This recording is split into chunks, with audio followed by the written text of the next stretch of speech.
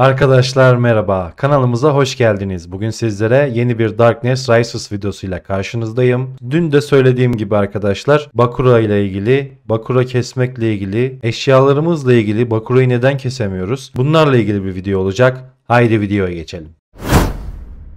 Evet arkadaşlar, kanalımıza hoş geldiniz. Kanalımıza abone değilseniz abone olmayı ve videoyu beğenmeyi unutmayın. Lütfen videolarımızı beğenelim ve yorum atalım arkadaşlar. Evet, videonun da başında söylediğim gibi çok bununla ilgili soru alıyorum. Cengiz abi ben işte Bakura'yı kesemiyorum, ne yapmam lazım? Bakura'yı kesemiyorum, ne yapmam lazım? Bakura bize tek atıyor, şöyle yapıyor, böyle yapıyor diye arkadaşlarımızdan bir serzeniş vardı. Ve kendilerine bu videoda yardımcı olabileceksem ne mutlu bana arkadaşlar. İlk etapta Bakura'yı eğer kesemiyorsanız yapacağınız ilk şeylerden biri arkadaşlar, öncelikle kendinize düzgün takım arkadaşları seçmelisiniz. Mesela Bakura'ya girdiğinizde arkadaşlar hemen katıl demeyin. Grup oluşturun. Grubu oluşturun. Bakın adamların gücüne. 45-50 arası rahat kesiyor arkadaşlar. Bir de şöyle bir olay var. Bazı 35 milyon 30 milyon olan kullanıcılar var. Onları Bakura'ya tek attığını, işte çok ağır hasar verdiğinden bahsediliyor. Onun da niye olduğunu size bahsedeceğim arkadaşlar. Bu videoda onu göstereceğiz. Evet arkadaşlar, Bakura'yı kesmek için ilk etapta ne yapmamız gerekiyor arkadaşlar? İlk etapta tabii ki de eşyalarımızın bir kere Bakura'ya uyum sağlamış olması gerekiyor arkadaşlar. Evet, PvE'ye geçtiğimizde arkadaşlar ben Bakura setimi şu an fullledim. Bakura setimi yükseltiyorum şu an, işte arıtmalarını, üstünleştirmelerini yapıyorum. Yeni başladığım için şu an bu pozisyondayım. Evet arkadaşlar, gördüğünüz gibi Lundella'nın silahını almak zorundasınız Bakura'yı kesmek için ve alttaki ne diyor? 5 seti buluşturduğunda diyor, liderin güçlü saldırısına karşı savun diyor. Her 300 saniyede bir. Yani bu liderin güçlü saldırısı ne arkadaşlar? Hani size aşağı atan bir skill var ya, seviye yaptığınızda bunu engelliyor arkadaşlar. Bunu yemiyorsunuz. Ama her 300 saniyede bir. Bir kere o skill'i attıktan sonra o çalışıyor ve bitiyor. 300 saniyede bir daha devreye giriyor. Onun da haberini verelim. Set yaptığınızda canavara hasarınız artıyor %20. Diğerleri de Ares'in öfkesi arttı ve Ares'in bekleme süresi 10 saniye kısalıyor arkadaşlar. İlk etapta Bakura setinizi yapmanız lazım. Bir kombinasyondan daha bahsedeceğim. O da yapılıyor arkadaşlar. Bu şekilde itemleriniz olmak zorunda. Evet, bizim itemlerimize baktığımızda STR artışımız, kritik oranımız, kritik hasar artışımız. Evet arkadaşlar, oyunun can alıcı noktalarından biri kritik hasar artışıdır. Kritik hasar artışınız en az 150'nin üzerinde olması lazım. Kritik oranınız da çok önemli. Mesela burada bizim kritik oranımız %10 gözüküyor. Aşağılara doğru indiğimizde PvE kritik oranımız da %25 olarak gözüküyor. Yani bizim kritik oranımız şu an %35. Ama bunu daha fazla yükseltebilir miyiz? Tabii ki yükseltebiliriz. Biraz Savdel'den kısarız, biraz STR'dan kısarız. Kritik oranımızdan kritik hasar artışımızı yükseltebiliriz. Fakat şöyle bir durum var arkadaşlar. STR'ınız yani atağınız düşük olduğunda vermiş olduğunuz kritik yüzdesi de kritik hasar artışı, siz hasarınız eğer düşükse zaten az vuracaktır. Burada yapacağınız en önemli 3 elementten birisi atağınızın yüksek olması, ikincisi kritik oranınızın yüksek olması, üçüncüsü ve en önemlisi kritik hasar artışınızın yüksek olması.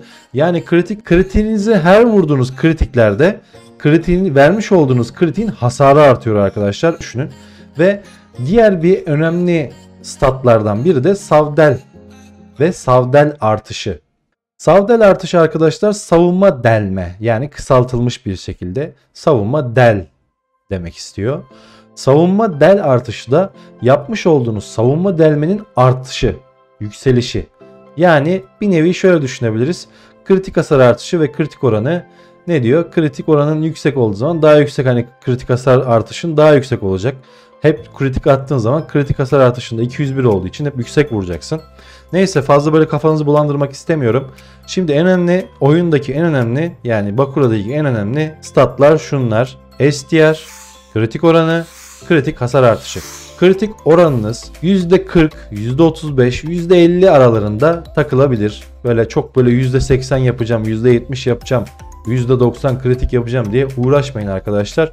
Öyle yaparsanız karakterin ayarını bozarsınız. Kritik hasar artışınız en az 200 olsun.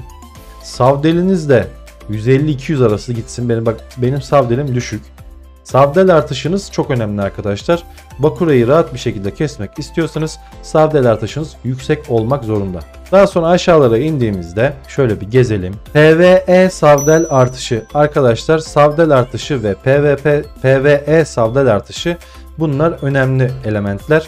Bakın mesela bende PvE savdel artışı yokmuş. Evet, savaşçımıza girdik arkadaşlar. Savaşçımızda hemen şöyle bir girelim. Evet, şimdi benim savaşçıya da ben önem veriyorum. Şimdi savaşçıya baktığınızda arkadaşlar STR artışı %22. Kritik oranı %10. Kritik hasar artışı %92. Ne diyor? Beceri STR artışı %5. Yani kullandığımız becerilerin hızları artıyor. Şöyle aşağılara indiğimizde savdel artışımıza da bakalım. Savdel artışımızda burada 8.2.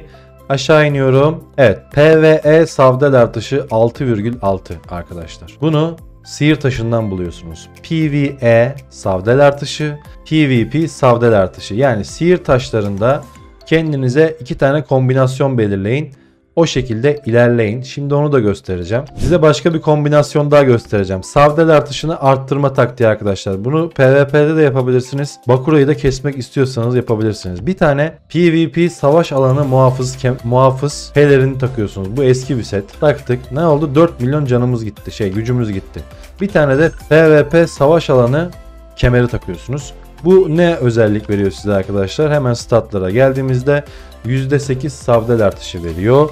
Ve hemen savdel artışımızın özelliklerine girdiğimizde gördüğünüz gibi savdel artışımız 16,2 oldu arkadaşlar. Yani savdel artışımız yükseldi. Aşağıya indiğimizde PvE savdel artışı 6,6 gördüğünüz gibi burada. Yani arkadaşlar burada bizim savdel artışımız 22,5 falan oldu. Bir de buna banyoya gidersiniz, kaplıcalara süper basmış olan player'lar vardır. Kanal 303 ve Kanal 3'te genellikle süper basanlar var. Süper iksir basanlar var. Oraya da gittiğinizde savdel artışınızı %25'lere çıkarabilirsiniz. Bakura'da savdel artışı çok önemli arkadaşlar. Niteliklerde de niteliklerinizi kritik hasar bulabilirsiniz, savdel bulabilirsiniz. Onları da ayarlamasını yapın. Taşlara geldiğimizde ben silahımda PvE'de savdel taşları kullanıyorum. Savunma delme kullanıyorum arkadaşlar. O yüzden savunma delmem gene düşük aslında. Benim de düşük. Savunma delimiz yüksek olması lazım. Savunma delimizi yüksek yapmamız lazım. Bakura'da en önemli olan şey arkadaşlar savunma delme, kritik hasar artışı, STR artışı. Bunlar çok önemli arkadaşlar. Bu da bir kombinasyon. Bunu da deneyebilirsiniz. Ama ben genelde setimi tam giyiyorum, tam kullanıyorum. Bu şekilde oynuyorum. Bazen kendi otomatik olarak PvP'leri de kuşanıyor oyun ne yazık ki. Ufak statlardan ötürü bazen oto kuşan dediğinizde kafasına göre eşyaları kuşanıyor arkadaşlar. Sihir taşlarından bahsediyoruz arkadaşlar. Evet, ben sihir taşlarımı diğer videomda da dile getirmiştim. Sihir taşlarımızı 3 ana bölüme ayırıyoruz. 1 altın kasma sihir taşı, 2 PvP player vs player sihir taşı ve dungeon modu, yani moblara karşı PvE sihir taşı modu. Şimdi PvE modumdayım. Ne var benim PvE modumda? Gördüğünüz gibi burada PvE savdel artışını 6,6 bulmuşum. Karanlık sihir taşı oyundaki en önemli sihir taşlarından biri arkadaşlar. S olmasına bakmayın. S olsun ama PvE savdel artışı olsun ya da PvP savdel artışı olsun. Bakın burada gösteriyorum. Hemen burada PvP de olması lazım bende. Evet, gördüğünüz gibi PvP savdel artışımda 5,2. Altında kazanım artışı bulmuşuz bedavadan. Ama S olmasına rağmen kullanıyorum. Çünkü bana buradan savdel artışı ihtiyacımı gideriyor. Kırmızıda ateş sihir taşında devrilme iyileşmesi STR. Aşırı güç. Bir de şöyle bir olay var arkadaşlar. Şimdi bir karşı saldırı yaptığında hasar %50 artar. 1 saniye boyunca rakibin kaçmasını engellemeye yönelik %10. Bunları nasıl buluyorsunuz? Bunları buradan arkadaşlar işte bakın. Aşırı güç, tarik, burkulma, aşırı güç, burkulma. Yani bunları bulduğunuzda özellikler çıkıyor burada. Bunu da kurcalarsınız. Bunu da yapabilirsiniz arkadaşlar. Evet, dediğim gibi karanlık sihir taşı çok önemli arkadaşlar. Burada Bakura'ya girdiğinizde mutlaka PvE savdel artışı olmak zorunda. Bakura'yı rahat kesebilmek için buna ihtiyacınız var. Artı dediğim gibi PvP'sine de ihtiyacınız var. PvP de olmak zorunda. Mesela geçen gün ben okçuya bir taş bulmuştum. Onu da göstereyim size. Evet, okçuya girdik arkadaşlar. Okçuya geçen gün bir sihir taşı çıkardım. Vallahi var ya, oyundaki en zor çıkan sihir taşlarından biriymiş. Hemen basıyoruz. Gördüğünüz gibi ikisi de birlikte. PvE savdel artışı, PvP savdel artışı. Yani bulunmaz nimet. İkisini de tek taşta bulmuşum. Ve S artı bir taş arkadaşlar. Gayet güzel. Böyle bulursanız hiç bozmayın.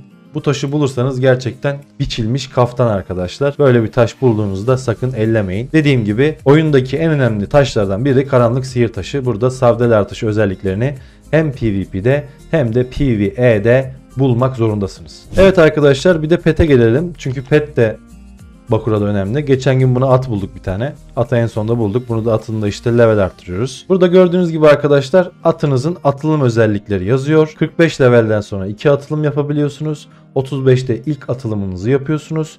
Daha sonra 45 levelden sonra petinize 2 atılım yapıp atılımı da tekrar atılım yapabiliyorsunuz arkadaşlar. Yani beğenmediğiniz atılımları resetleyip şansa göre nitelikleri değiştirir gibi şansınızı deniyorsunuz. Şimdi burada atılımlarda ben STR artışı ve savdel artışı bulduğum için ellememişim arkadaşlar. Fakat şöyle kombinasyon yapan arkadaşlarımız da var. O şekilde de yapabilirsiniz. PvP için, duello için ayrı pet, takım PvP için ayrı pet, Bakura için ayrı pet yapabilirsiniz. Ama bu biraz zaman alacaktır. Fakat en düşük seviye bu beyaz at bulmalısınız arkadaşlar. Hayvan büyü kitabına girdiğimizde zaten şu an kaçıncı sırada kendisi? Buralarda, ikinci sırada. Bunlar biliyorsunuz parayla alınıyor. En son parayla alınıyordu. Bunları da kapattılar galiba. Bilmiyorum. Yani bu yeni petlerin de tek artısı arkadaşlar. Burada STR artışı var. Başka bir farkı yok. Görüyorsunuz mesela 82 vuruyormuş bu. Bu kaçmış? 88'miş.